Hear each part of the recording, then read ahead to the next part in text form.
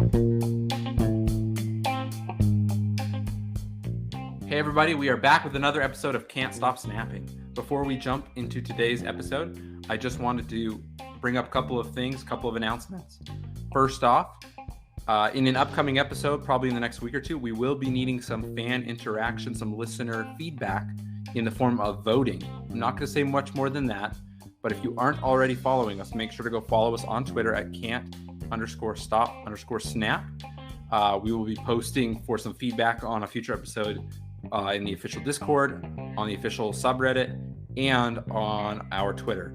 So make sure you're kind of in those groups, in those areas, following us, etc., so that you can be part of that episode and that interaction we're going to have with listeners in a future episode coming soon. Second, just a reminder, I stated this in the last episode, but we are anticipating probably a patch to the app coming out next week sometime. Based on the timelines that the developers have given, we are expecting to see some buffs and nerfs in that new version of the game build. So that'll be very interesting to see, and we'll definitely be covering that and talking about that here on the podcast. I believe that's all the announcements we have right now. Today we will be breaking down the 4, 5, and 6 cost cards. We did break down this episode into 2 parts. If you haven't already listened to part 1, make sure to go check it out. Dropped earlier this week. I will just give another spoiler warning. We are reviewing the cards that have been found in the game code but are not currently available. So these are unreleased cards. So spoiler warning, if you don't want to know about these, make sure to skip over this episode, but still follow the podcast to catch the next episode. Without further ado, let's jump into today's episode.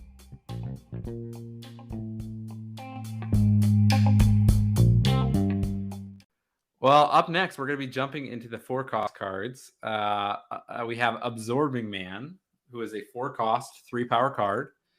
The ability reads, on reveal, if the last card you played here has an on reveal ability, this card copies it. So essentially, you'd want to play this after you've played an on reveal card at this location. Sorry. Oh, it's not at this location. So it's just anywhere on the board. If the last card you played has an on reveal ability, this card copies it. So essentially, you can get a doubling of an on reveal ability on turn 4. Yeah. I laughed at the fact it's called Absorbing Man. It's like Marvel was running out of names or creativity. I feel bad for the person who created this character. Like, his art is cool. I think this immediately makes me want to put him in a wave deck where you want to make your opponent's cards cost 4 like multiple turns in a row. But like, there's loads of good on reveal abilities that you'd probably want duplicated. I'm blanking right now on the ones that I would want, but yeah, I think he fits in nicely in an on-reveal deck potentially. Yeah, I think he'll play well with some of the other cards. Well, up next we have Black Panther, who is a 4 cost, 2 power card with an on-reveal ability that says double this card's power.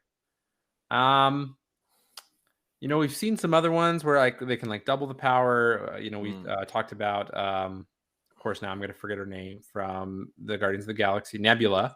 Right, where she can double her power multiple times, essentially. I don't know, a 4 cost, 4 power stat line. Again, there could be things you could do to double this maybe a second time, or you play Odin on this to double it to 8. But I don't know. Yeah, well, you think about this. So like, he's basically a 4/4. So his on reveal is double. So, but if you play him with his sister Nakia, who she buffs everyone in your deck or everyone in your hand. And then Okoye is the other way around. So obviously his chief bodyguard they all have this sort of hand buff ability. And then obviously if you can give him +2 or +3, remind me again what Nakia does. She's a 3/1, correct? And then she buffs everyone in your hand +2.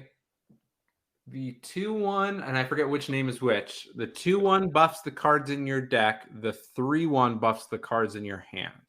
I'm making a mistake. Nakia is not his sister.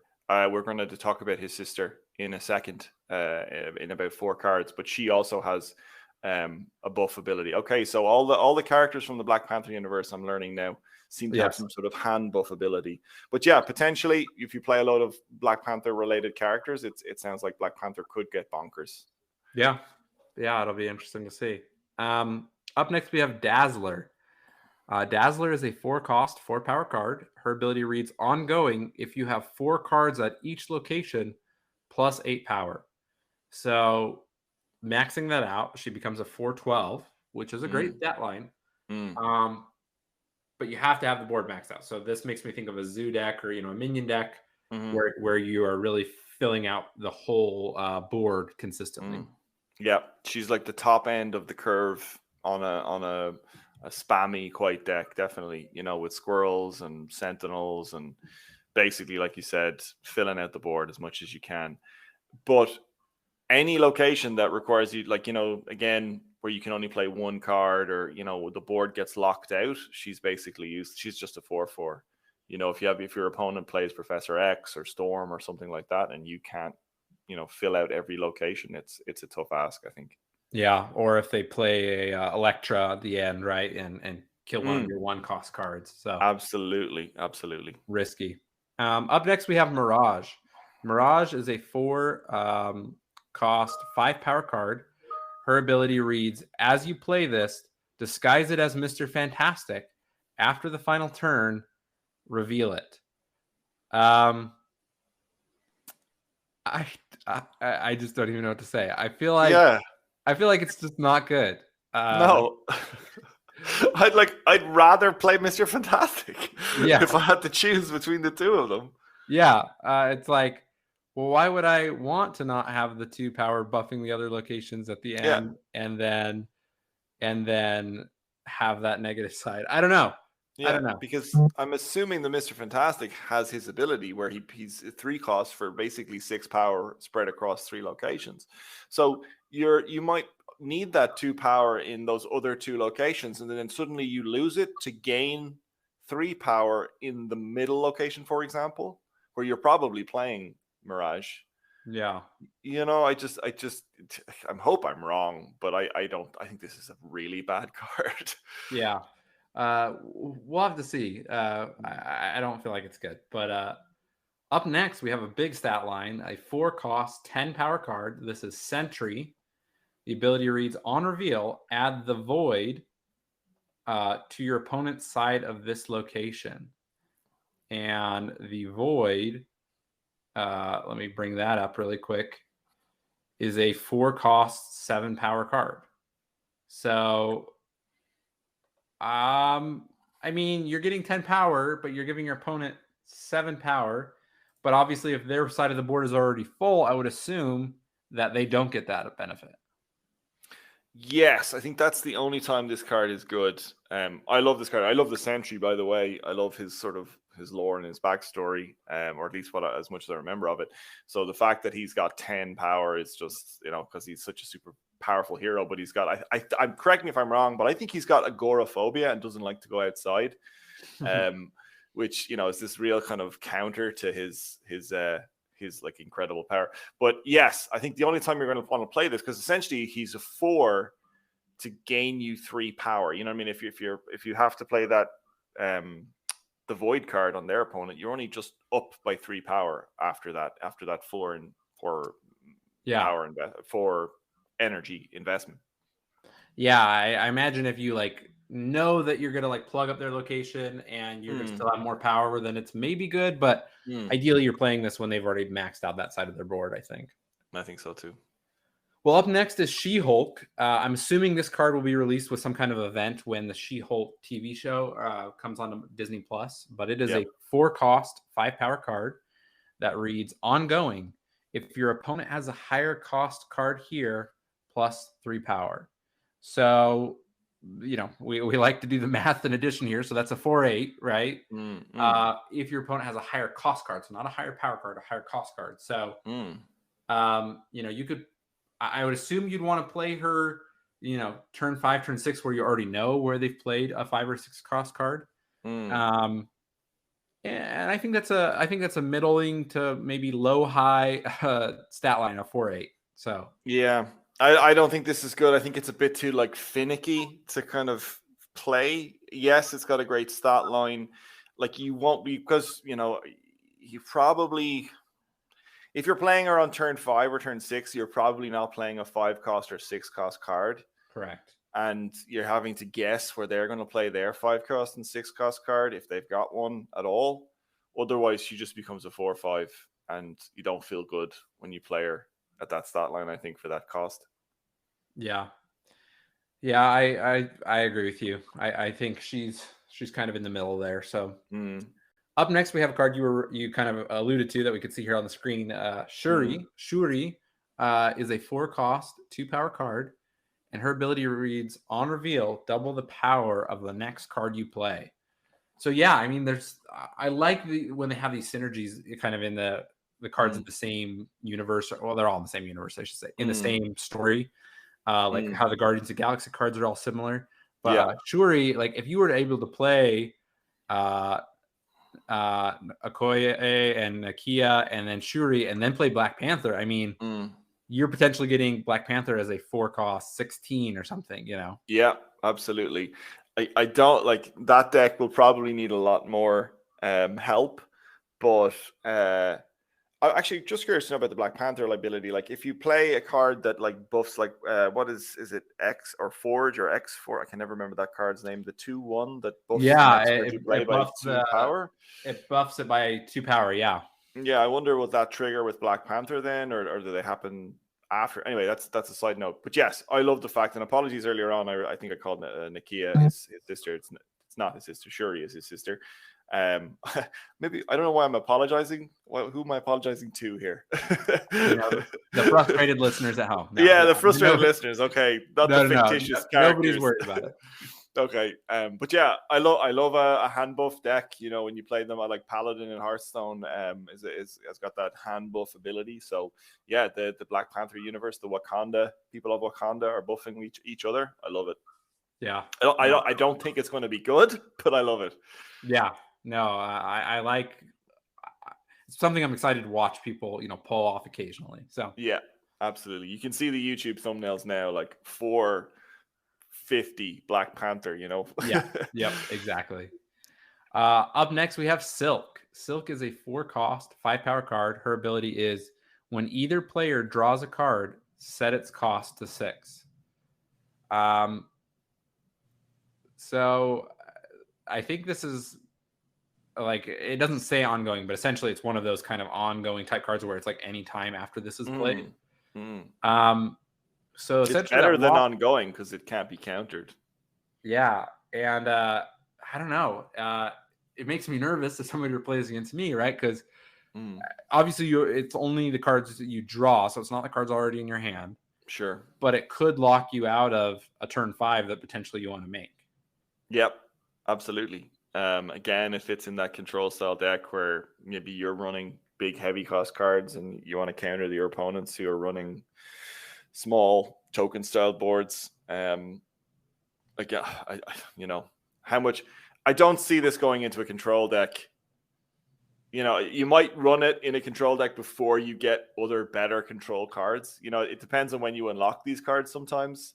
You might run this as a temporary card for a while, but I think there are better control style cards than this. Yeah. Yeah, I agree with that. I do like kind of the control theme with the Spider-Man cards, though, so I think that's interesting. That's very true, actually. Well spotted. Up next, we have Silver Surfer, a very popular character. 4-cost, 0-power card.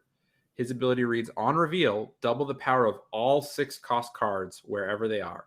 So on the board, in your hand, in your deck, also your opponent's hand, and they're on their board and in their deck, right?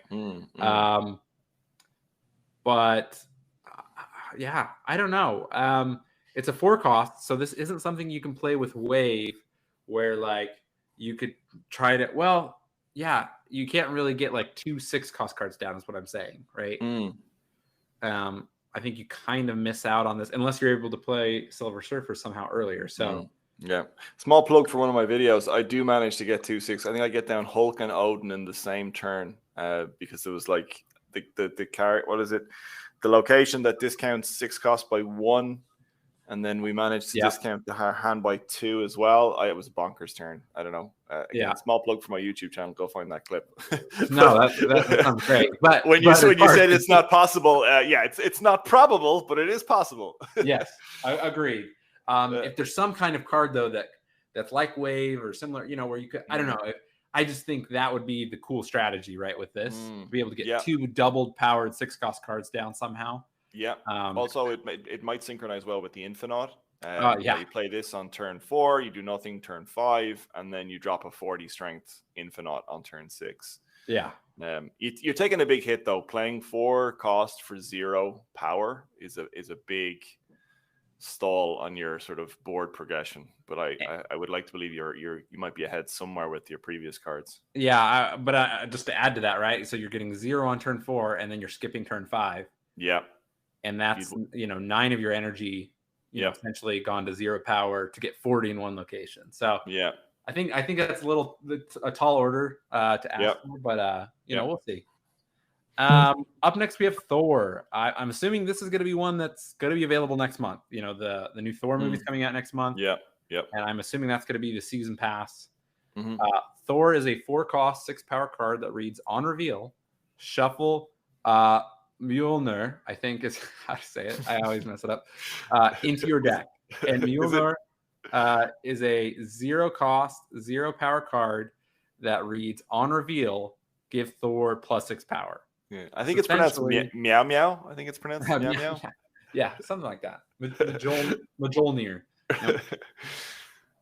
So obviously you shuffle Thor's hammer into the deck, and then you have to draw it on turn 5 or turn 6 and play it to make Thor a 4-cost 12-power card, which is a great stat line. But I feel like it's going to be 50-50 whether you draw it or not. Yeah. Well, what? So I don't know the actual math. You mentioned it before. Like, you will draw 9 of your 12 cards, correct? Yeah. So you'll draw 9. So if you play this on turn 4, you have already drawn 7 of your 12 cards. So you have 5 in your deck. Yeah. And now you'd have 6 in your deck. Yeah. And you only have 2 more draws. So it'd be a 33% chance to draw this. Yeah. I'm glad you're on this call figuring that math out, because that would have taken me a spreadsheet. As a card, I love the theme. I love the fact, drawing his hammer. You also then have to have board space to play his hammer. It does take up a board slot, and it's for a 0/0. So unless we come up with some reliable way of drawing his hammer, and then also not having a full board is a tough ask. I kind of wish he was a better card for the character. He's a really cool character, and I think a lot of people like the character Thor, but I just don't think this card is great. Yeah, I agree. Kind of a little bit of a bummer, but we'll see. So, or just thinking out loud here, what was the card we talked about already that repeats the on reveal ability? That is Absorbing Man. Yeah. So imagine you could shuffle 2 hammers or 3 hammers into your deck. Yeah. Increase your chance of drawing them. And also, I'm assuming every time you play a hammer, he gets 6 power. It's not limited to just one Mjolnir per Thor, is it? No, I would assume, if you could, if you can play multiple, you can buff him significantly. Yeah. So I'm just taking down ideas for cool new YouTube videos, by the way.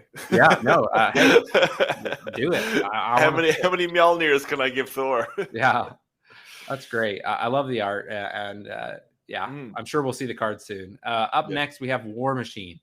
War Machine is a 4-cost 5-power card. His ability reads, ongoing, your 1-cost cards have +1 power. So, I mean, this is going to play into your Khazar deck, right? You essentially can get this and Khazar on the board and give +2 power to all of your 1-cost cards. Am I wrong in saying that this is the exact same abilities as Khazar? Now that you mention it, I saw somebody talking about in the official Discord yesterday about this, and they said, is that like a placeholder ability, or are they literally the same, right? Yeah, like if I just wonder, because it's the same stat line, he's the same ability. Everything. Yep. Ability. That to me, like you said, sounds like, that's a weird one for me. To me, it is the exact same stat line, exact same ability as Khazar. So, and he sees play, and is a decent card in your token deck. So, if it is the same ability, it's as good as Khazar. That's better. That's the best I could give. Not much more to say than that. Yeah. Up next, we have Ghost Spider. Ghost Spider is 5 cost card, so we're in the 5 costs now. With 7 power, her ability is cost 0 if your opponent discarded a card from their hand this game. I think this is very powerful. I mean, it's very powerful when there is a discard meta going on, right? People are playing a lot of discard decks. You have a 0/7. I mean, that's very powerful. Yep, and it would combo with Moon Knight as well, who you can play in your deck, who discards a card from your opponent's deck. So if you have other cards that on top of Moon Knight, who it is Moon Knight, if I remember, I believe correctly. So. Yes. Yep. Yeah. So you can basically force your opponent to discard a card and make Ghost Spider cost 0. So yeah, I think this could slot in nicely. And like you said, if we see more discard, which we do see a good amount of, this is a great card. I even don't hate the 5 for 7. Like it's not great, but it probably doesn't feel great, but it's still a decent amount of power. Yeah, I mean, it's worst case scenario. You don't get the 0 cost, but you could still play her, right? Exactly. You probably don't feel great doing it, but I mean, it's better than 2 or 3 small cards that maybe fill up your board and still don't total to 7 power. Yeah.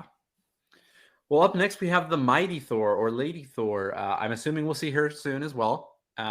She is a 5 cost, 5 power card. Her ability reads ongoing. Double this card's power if you have a card that has 10 or more power. So essentially, again, a requirement here, if you have a card that has 10 power, she becomes a 5/10, right? Yeah. And if you can have 2 10 cost cards on a board or at a same location, I mean, that's great. But yeah, I think obviously if you're playing her with kind of Dino, right, and he pretty consistently has over 10 power by the end of the game, I think that could work. But I don't know. What do you think? Yeah, I think there's a few too many moving parts here. But again, maybe Dinos keeps on seeing play whenever this card gets revealed. And like you said, it's a reliable enough card that you can get 10 power on. I'm curious to know, does she trigger herself? So if you buff her to 10 power, like using potentially your Wakandans, does she double her own power? Does she... If you get her to 10, it says double this card's power. So yeah, if she was a 5/10 when you played her, would she become a 5/20? I would assume so. Yeah. Yeah, if you have a card that has 10 or more power. Yeah. I mean, I'm not saying that's a probable thing that will happen, but let's get creative. Yeah. Yeah. And then obviously with any locations or things like Onslaught, right? You can kind of guarantee that doubling, right? So yeah, absolutely. Well, up next we have Legion. Legion is a 5 cost, 4 power card. Ability reads on reveal, change other locations into this location. Very interesting. I like cards, not because they're good or reliable, but I like cards that interact with the locations, right? Yep. And can kind of shift the whole strategy of the game, right? Yeah, definitely. So I think an interesting card. But and obviously it's not like Scarlet Witch where it's a random location, something like that. It's like you could say, hey, I need this location in more spots and it's going to benefit me, and you could have control over that. Yeah, absolutely. I think of Rhino that I recently unlocked, and I think, like you just said, I like cards that mess with locations. I don't know if they're necessarily good. I just think, like you said there, you might find an unfavorable location ruins your deck. And then having an ability to basically change that location, or your opponent might be relying on a specific power of a location to really dominate in terms of a power on that location. And then you just go, nope, that location no longer gives you that benefit anymore. Yeah. So it'll be interesting to see. I like to see that board play. So I'm interested to see how that turns out for people. So up next we have Nick Fury. Nick is a 5 cost, 7 power card. His ability reads on reveal, add 3 random 6 cost cards to your hand. So we kind of have all these Agents of S.H.I.E.L.D. type cards, it seems like, right? That have this kind of generate random cards in your hand. And so obviously you're dropping Nick on turn 5. You're getting 7 stat, but then you're getting 3 6 cost cards to choose from.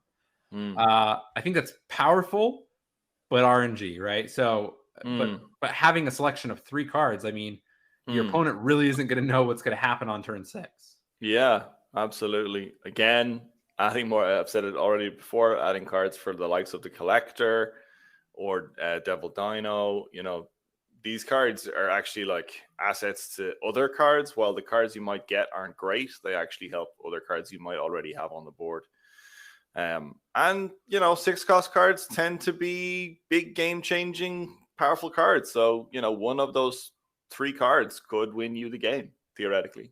Yeah, 100%. So I'm definitely going to try it out and see what happens. So up next we have Sirter. This is a very feels meme card.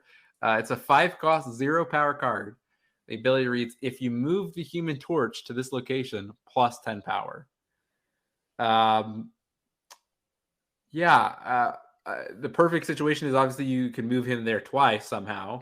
But because Sirter was played on turn 5, I don't know how realistic that is. Yeah. But so a 5/10 that requires you to move one specific card you must have in your deck and in play to another location is not good, right? Remind me again how the Human Torch works. Human Torch is a card that every time you move him, I believe, his power doubles. He starts at a 1/1. Yeah, but he doesn't have the ability. You can't just pick him up and move him. You'd have to have a card. You'd have to have another card to move him. Like Cloak or something like that allows you to just pick up other cards, or the location that allows you to move cards to that location on turn 6. Absolute meme card. I think fun, but I don't think this card will see any play. Yeah, agreed. Not much more to say there. Up next, we have Valkyrie, and this is my third guess for cards available during kind of the Thor pass in July. I'm assuming Valkyrie is a 5-cost 3-power card. Her ability reads, on reveal, set all cards at this location to 3 power. I don't know. I think this could work with Cerebro, right? Where it's like if all of your cards like on the board are the same power, then Cerebro's plus 2 power to the highest cost card or highest power cards like could spread onto your whole board.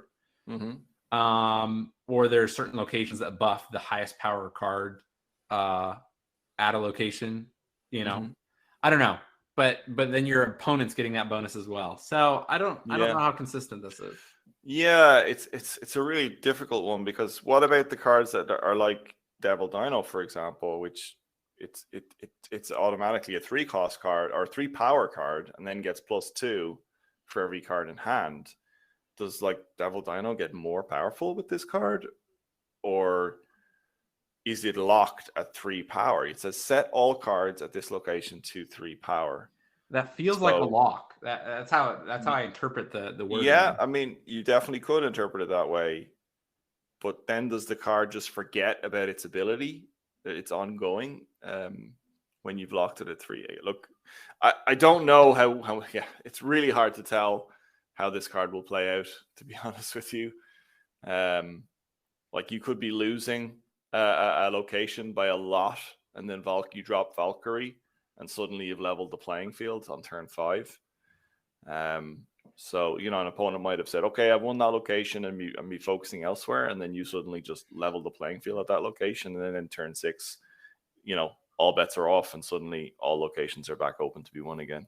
Yeah. There's so much, right? It's like we have to understand how this interacts. All these things you're saying, right? Is this good? Is it middling? Is it? It's just going to be the synergies for this card, right? So yeah, absolutely. We'll have to see. I'm interested to hear your thoughts on this next card. I think it could have some uses. Zabu is a 5-cost 7-power card. The ability reads, if this is in your hand when you discard a card, put that card back and discard this instead. What are your initial thoughts? Well, a lot of cards that you want to discard, cards that you want them to be discarded. This kind of prevents those cards, like I'm thinking like Swarm or Wolverine, or those cards that like to be discarded or you don't mind.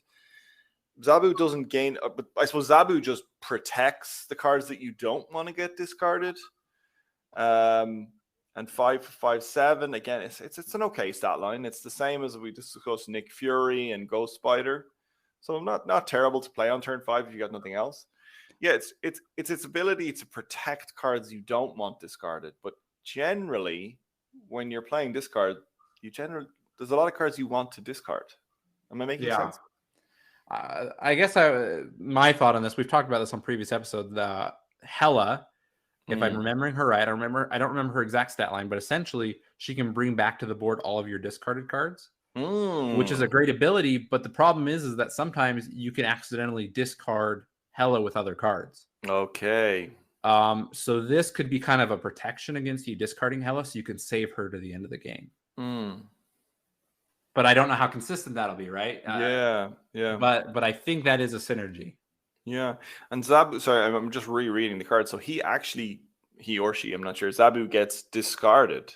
So it only protects one card. Sorry, I kind of interpret it as discard, as discard protection, but no, it only prevents discarding one card. So yeah, you potentially only wanted to prevent that discard of Hela then. Yeah. But then the next turn you might discard again and Zabu is gone and you discard Hela anyway. So yeah, interesting one. Yeah, we'll see. Okay, we are into the 6-cost cards. There's only 5 of these, so we will be quick here. First up is Lady Deathstrike. She is a 6-cost, 4-power card, and her ability reads, on reveal, destroy the enemy card with the highest power at this location. Yeah, I mean, I think that's great, right? If you have a player that has like Infinite, they're playing at turn 6, and they have priority or something like that. It could knock out a high card. But to me, Shang-Chi just sounds better because Shang-Chi, I mean, it's different, right? But Shang-Chi can destroy all 9+ power cards at a location. Yeah, absolutely. Very important here is that, yes, your opponent needs to have initiative for this to work properly, because they could be dropping a big 6-cost card. And if your Lady Deathstrike triggers first, well, then she misses, essentially. So, yeah, I don't think this is going to be a great card. Like you said, though, yeah, it'd be nice to be able to counter a big Infinite or something. But, yeah, Shang-Chi is a cheaper card that does this better, I feel. Yep, agreed. Well, up next is a very flavorful card making deals with the devil here. It's a 6-cost 0 card. It's Mephisto. Mephisto's ability is, if you win this game, double your winnings. He has 0 power, right? So you're committing to do this. I don't think this will see play in any kind of competitive scene, right? Because at that point, it won't matter. But I could see people trying to use this in some kind of a deck to ladder faster, right? Because if both people snap, it's up to 8 and you get 16. I mean, that's awesome. You could climb super fast if that was consistent. I don't think it will be.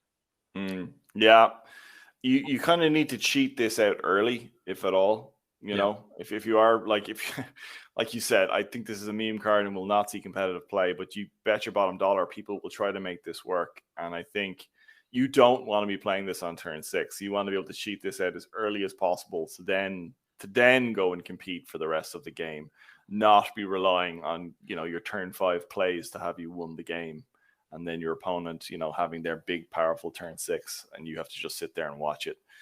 So yeah, I think most people would agree that this will just be meme. You'll see content out there with people like winning games with Mephisto, but it won't be reliable, I don't think. Yeah, it'll be that 1 out of 20 they got the recording. Yeah, they got 16 cubes, but they also lost 24 over the previous 2 hours. Yep, exactly. Yeah. Well, up next we have Orca. Orca is similar to why am I blanking on his name? It's currently featured. Namor, thank you. Yeah. So Orca is a 6-cost 9-power card. Ability reads ongoing +5 power if this is your only card here. Yeah, I mean it's Namor, but 1 more power and 4 more. 1 more cost, but 4 more starting power. So you're looking at a 6/14. but that's only if he's the only card there, which is not bad, right? Especially if you're able to buff him other ways as well. Yeah. But I don't know. This, Namor you can normally play earlier, so two turns earlier. I think he's a good, flavorful card. I don't think you'll see a lot of play. I mean, we might see more people. I'm assuming Orca is from, again, they're all from the same universe. How do we describe this? From the same town as Namor. I don't know. The same street. The same. Again, what is the word I'm looking for here? The same storyline or comic run or yeah, exactly. So they seem to have this sort of solitary ability. Maybe we'll see more cards like that. But then, if you have loads of cards that only work if they're the only card there, then realistically you're only playing 3 cards in the whole game. So that mightn't be a strong deck archetype. Yeah, I agree. That's where my brain's going. You don't have to play Namor, but I'm like, if you wanted to, then you're kind of limiting yourself. So yeah. Up next, we have Shadow King. Shadow King is a 6-cost, 4-power card. The ability reads, on reveal, destroy all other cards that have 2 or less power. I'll give you my initial impressions. I think that's potentially powerful, right? If your opponent theoretically has multiple cards that have 2 power or less. But if they're playing some kind of zoo minion buff deck, right? By the time you're on turn 6, they probably have buffed them already and they're no longer at 2 or less power. Absolutely. Unless you have other cards that reduce card power. Correct. We've seen, I play a lot of Hearthstone. There are cards in Priest, for example, that reduce cards below 2 power. And then you play another card that destroys all cards that have 2 power like this. So I think this could potentially be a good card if there are other cards like Scorpion and things like that reduce cards' power. But like you said, most cards that are running sort of token style decks that start at 1 or 2 power, by the end of the game, they've got 3, 4, 5 power each. So, this will require a lot of support for it to work properly. Yep, agreed. Well, up next, in my mind, is a beautiful card. I love the art. I love the flavor here. Is the Living Tribunal. 6-cost, 4-power card. I am definitely going to upgrade this one because I think it looks awesome. The ability reads, at the end of the game, split your total power evenly among all locations. I'm trying to fathom, what kind of a deck, or you're just going for straight power at as many locations as you can, right? But then there's a lot of risk of that dividing evenly, right? Can you consistently win 2 locations with that? That being said, I think it looks cool, and I still want it. Yeah. You're probably trying to pump up one location to bonk, using Iron Man or something like that to double power and triple power and stuff like that, and then you drop the Living Tribunal on another location, and your 60, 70, 80 power is now divided by 3 across, and you're hoping that whatever 20 to 30 power will win you 2 out of the 3 locations is the scenario that I envision here. Because if you try and buff up 2 locations, you probably can't get them high enough to then have them divided across 3 locations. Look, I get great flavor. I'm interested to see what the really creative people get to do with this card. I think it could be very, very interesting and will break my brain. That's another thing this game keeps doing, is my math skills have had to really ramp up. Oh yes. I've seen so many people bringing out the spreadsheets and the charts. Well, awesome. That is the end of the list. There was part of me that didn't want to do this episode because, I was like, I kind of want some of these to stay secrets, but I knew that I already saw a lot of people talking about them, and I knew that I unfortunately wouldn't be able to keep it not spoiled. So I'm glad we've been able to have this conversation, Roger. Before we kind of close out here, is there one particular card that you just really stands out to you of all the ones we've talked about that you really like, you really want to play with? You put me on the spot here. Now, there was one. Oh, Daredevil. I think I said it early. Daredevil is just bonkers. I think it's going to be such a good card. You can quote me on this. And just to double down on what you said, I actually don't like when this sort of thing happens, because I feel like a lot of people who like put a lot of work into this have had their work sort of spoiled for them. I know I'm now ironically part of the problem, but when you invited me to be part of this podcast, I was like, oh, I can't turn it down. Even if we're discussing a topic that I'm not a massive fan of doing, I was like, I can't turn down chatting with you.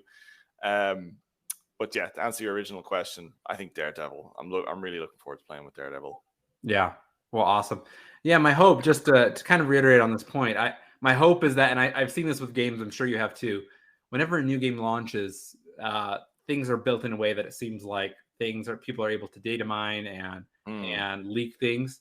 And then as time goes on, the developers work out a different way of how they deploy new cards and update cards and such in a way that people can't know. So my hope is that in the future, they're able to do that. So yeah, absolutely. Well, awesome. Roger, I really appreciate you being here on the show. Really appreciate it. This was a long conversation. Appreciate you sticking here with us. Just want to give you a minute before we close out here. Just tell the listeners where they can find you, how they can consume the content that you're creating, and how they can best support you. Yeah, thank you for having me. I really do appreciate you sending out the invite. Rogtronic or Rogtronic, as most people pronounce it. My name is Roger, but when you spell out Rogtronic, you'll pronounce it Rogtronic. You'll find me, Twitter, Discord, Twitch, YouTube.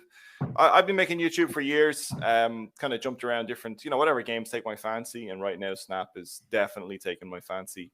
And yeah, you can come hang out and watch me on stream on Twitch, playing this game as well.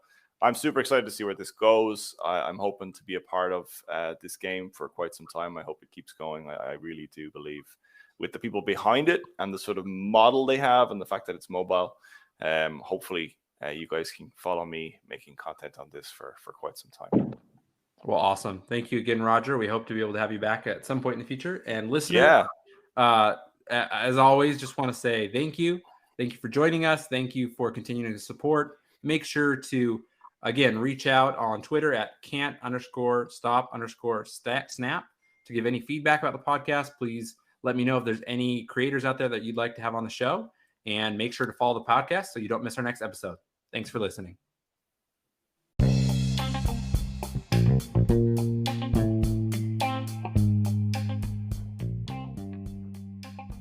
Can't Stop Snapping is a podcast written, produced, recorded, and hosted by Michael Thurman. Thanks for listening.